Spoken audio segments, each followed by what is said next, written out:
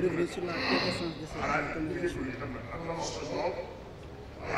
cette Nous rendons grâce à Dieu, subhanahu wa ta'ala,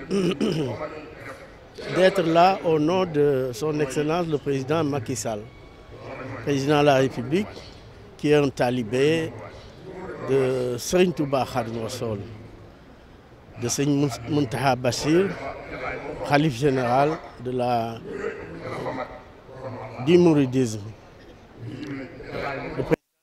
de son Excellence Macky Sall s'intéresse à tout ce qui, au niveau de la population sénégalaise, constitue un référentiel, un moyen, un prétexte de rassemblement, mais surtout quand il s'agit des questions de foi. C'est un homme qui est respectueux et très lié à la foi des populations sénégalaises. Et tout ce qui est lié à l'histoire de Cheikh Ahmad Bamba Khadim Rassoul, comme des autres hommes de Dieu, le président Macky Sall y prête une grande attention. La prière sur l'océan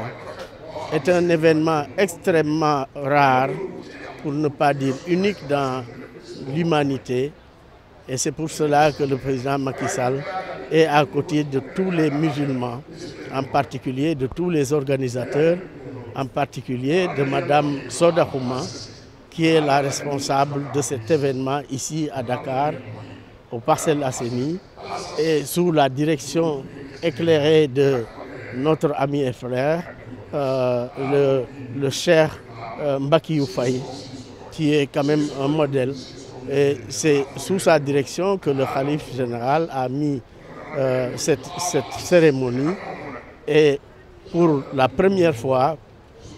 on nous a fait accompagner par le Hizbou, par notre frère ami Youssouf,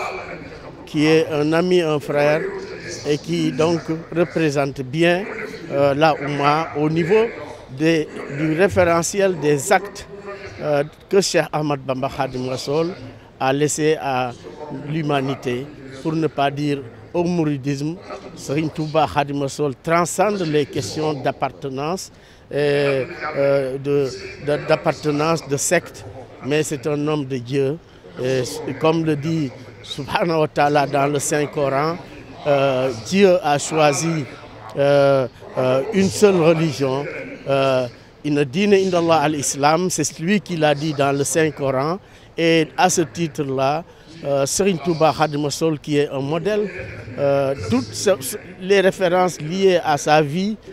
constituent des références de niveau majeur. Et le président Macky Sall s'intéresse à tout cela. Et c'est pour ça que nous sommes là aujourd'hui, pour le représenter, accompagner le comité d'organisation, comme je l'ai dit, Sokhna Soda Houma et tous ceux qui sont et toutes celles qui sont avec elle, telles que même notre épouse, Madame Ndiaye Seynabou Thiam, ainsi que toutes nos épouses et toutes nos familles, mes enfants et tous les enfants de l'ensemble des musulmans des Parcelles Assainies, en particulier de Yoff et de Dakar, sont des membres de ce comité d'organisation. Et donc le président Macky Sall nous demande de continuer à œuvrer pour que toute l'humanité se retrouve dans ces référentiels historiques dont le seul symbole, c'est Serigne Touba Khadim Rassoul. sama taxawaay mooy taxawaay sant yàlla d'abord suñu borom tabaaraka wa taala julli ci moom sallallahu alayhi wa sallam, ndax président de la République son excellence Macky Sall nekku fi, mu nga Amérique, mais xelam yëpp a ngi fii. Comité d'organisation bii nga xam ne dafay fàttaliku ñaari rakkaat Serigne Touba Khadim Rassoul ci géej gi, muy événement boo xamante ni jullit bu ne nekk nit ku ñuul d'abord balaa ngay nekk leneen. Yàlla suñ borom tabaaraka wa taala moom moo wax ci alquranu karim ne ki ko gën a jegeñ mooy ki ko gën a ragal, mooy ki ko gën a ragal gën koo jegeñ mooy kooku, du ci deret ja, du ca der ba, du ca leneen. Serigne Touba Khadim Rassoul ci ñaari rakam yi dafa féete woon ak boromam, doyloo ko, jël deram bu tedd bu sell bi sànni ko ci géej gi,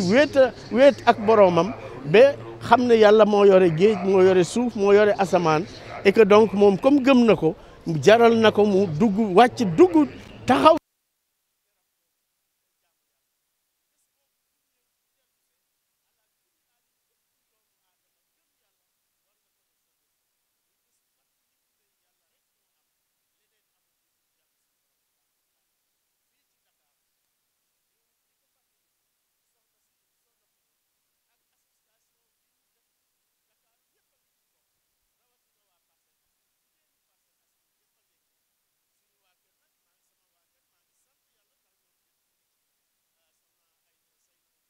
ñeneen soxna yi ak samay doom ak samay